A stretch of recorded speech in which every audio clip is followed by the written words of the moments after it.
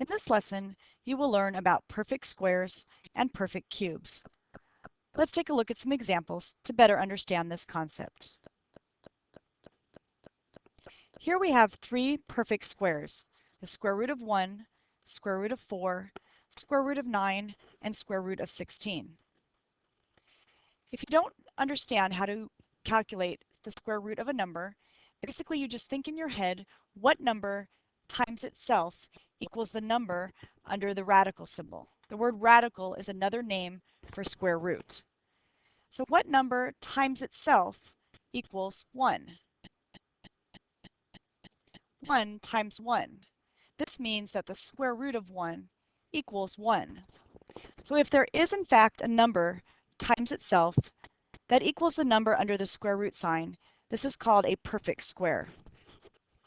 Square root of 4 is also a perfect square. So again, think what number times itself equals 4? 2 times 2. Therefore, the square root of 4 is 2. For the square root of 9, what number times itself equals 9? 3. Therefore, the square root of 9 is 3, and so forth. Square root of 16, because it's 4 times 4, would have an answer of 4. And these are called perfect squares. Now you can also take the square root of a variable. So let's take a look at some of those examples. For a variable, it's a little bit different, but yet the same idea.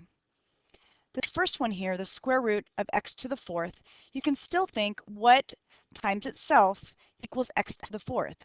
And if you think back to what you've learned about the properties of exponents, you could probably come up with x squared times itself equals x to the 4th. Therefore, the square root of x to the 4th is x squared. The shortcut to this would simply be, when you're finding the square root of a variable, you just divide its exponent by 2. Now you will notice in this particular video lesson, all exponents for square roots of variables will be even numbers. In lessons to come, you will see that we will learn how to take the square root when variables have an odd numbered exponent. But for the purpose of this lesson, we will just use even numbered exponents. In the second example, the square root of x to the 12th, again, you simply need to divide the exponent by 2. And that would give us x to the 6th. To check it, you can just think, okay, x to the 6th times x to the 6th, if you add those exponents together, would in fact give me x to the 12th. In the last example on this slide, you can see we have two variables under the square root sign. So we're going to simply divide both of them by 2. So for the x, 2 divided by 2 is 1. Therefore, we just have x. For the y, 8 divided by 2 is 4. So the square root of x squared y to the 8th equals x y to the 4th. Let's put the numbers and variables together and see what that looks like. In this problem, we have the square root of 49 x to the 6th y squared. You're going to take the square root of each of these individually, starting with the 49. So hopefully you know that the square root of 9 is 7, because 7 times 7 is 49. For the variables, we will simply divide both exponents by 2 to take their square roots. So for the x, its new exponent is a 3. For the y, its exponent is a 1, which does not need to be written. So the answer is 7x cubed y. Let's look at an additional example. What about the square root of negative 36? So again, you want to think what number times itself equals negative 36. Some things that might come to mind right away is negative 6 times negative 6, or negative 6 times 6. However, negative 6 times negative 6 is a positive 36, so that will not work. Negative 6 times 6 is in fact negative 36. However, when you're talking about square roots, you need to find two identical numbers whose product is negative 36. And these are not identical numbers because one is negative and one is positive. So we cannot consider that either. So you can probably figure out that it is not possible to come up with two numbers whose product is negative 36. So if the number under the radical symbol is negative, then you simply need to write no real solution, or NRS. Now, even if the number under the radical is negative, for example, like negative 9, if there are variables with it that you can take the square root of, because the number itself is negative, you actually cannot do anything with this problem. And again, you would just write no real solution. Let's move on to the next slide. What about this? The square root of 25 times 81. Now you could go ahead and multiply 25 times 81 and you would get quite a large number. And then you would have to go back and figure out its square root. Now if you notice, both of the numbers under the square root symbol are perfect squares. So this means the same as if I were to separate them into the square root of 25 times the square root of 81. So if we take their square roots individually and then multiply the 5 and the 9, it will be much easier to find the answer, which would be 45.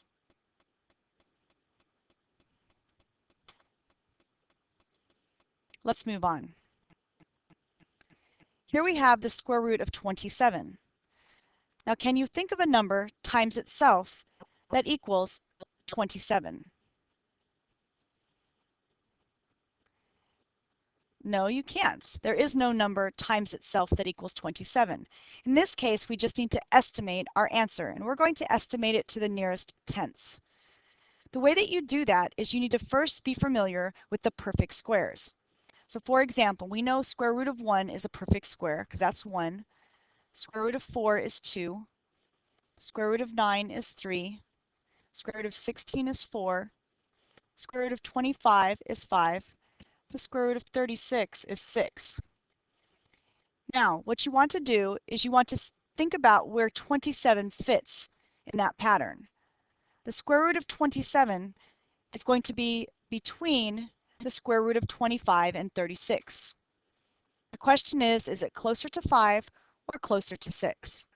So let's go ahead and set up a little diagram here, and we'll put the 27 somewhere in the middle. So we know the value of radical 27, or square root of 27, is somewhere between 5 and 6. We just don't know exactly. So then we know that 5½ is halfway in between. But is 27 halfway in between 25 and 36? No, it's not. 27 is only 2 spaces away from 25. But it's 9 away from 36. So which one is it closer to? It's closer to the 25. So therefore, we can estimate that radical 27 is going to have a value between 5 and 5.5.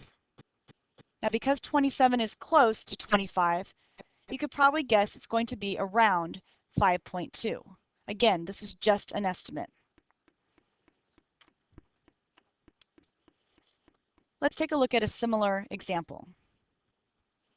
Here we have the square root of 98. Now looking at some of the higher squares, we have the square root of 81 is 9. The square root of 100 is 10. And 98 falls between 81 and 100. So therefore we know the value of the square root of 98 is between 9 and 10. Again, the question is it closer to 9, or is it closer to 10, or is it in the middle? So if we have the square root of 81 as 9, and the square root of 100 is 10,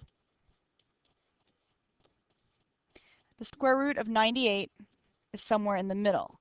Now between 9 and 10 is 9½ So we just need to find out if 98 is closer to 81 or if it's closer to 100. So how far is 98 away from 81? It's 17 spaces. On the other hand, how close is 98 to 100? It's just 2. So obviously 98 is much closer to 100, so its value is going to be between 9.5 and 10, closer to 10. So probably in the area of 9.8.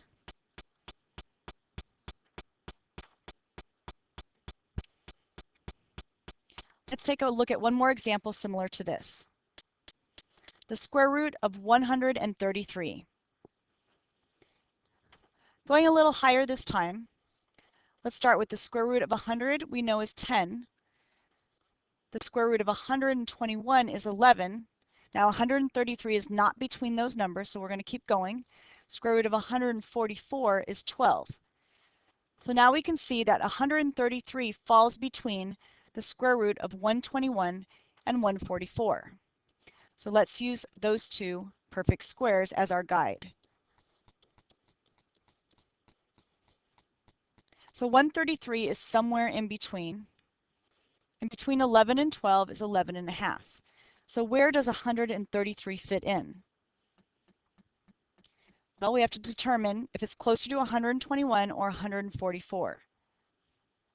Well, it's 12 spaces away from 121, and 133 is just 11 spaces away from 144, which is actually pretty much halfway. So it would be okay at this point to estimate that it's 11.5. Although, because it's a little bit closer to 144, if you said 11.6, that should be fine as well, because you're just estimating.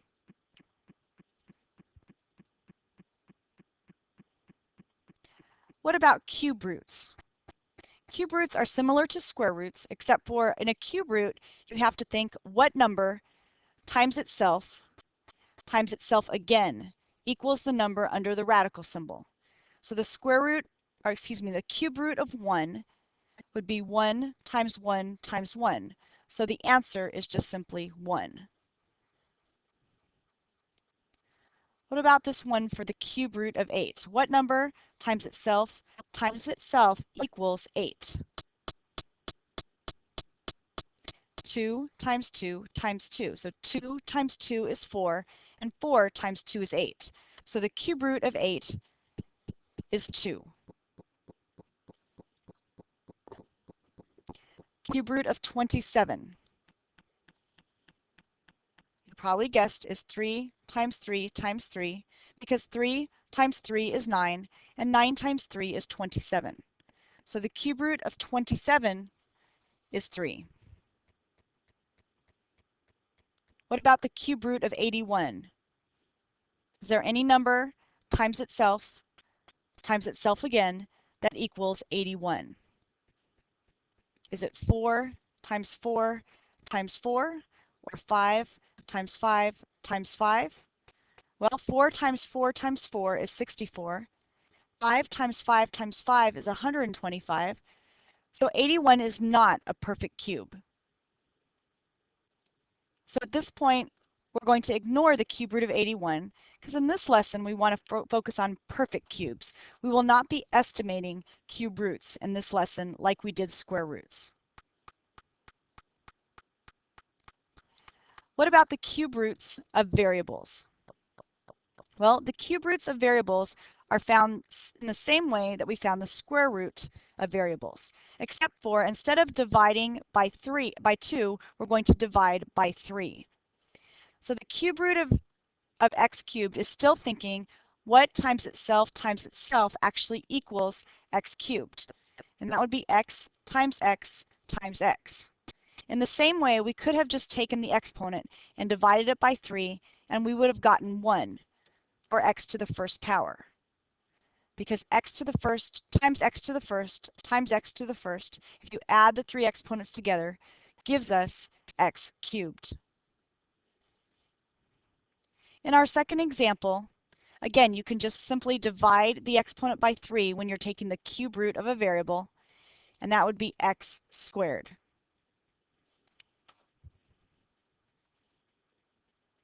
Let's put the numbers and variables together for cube roots and see what this looks like.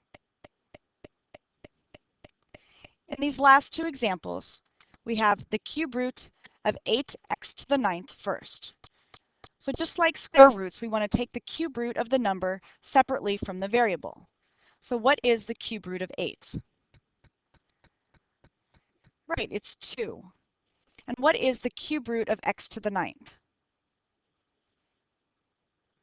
X cubed, because we divide the 9 by 3. So the cube root of 8x to the 9th is 2x cubed.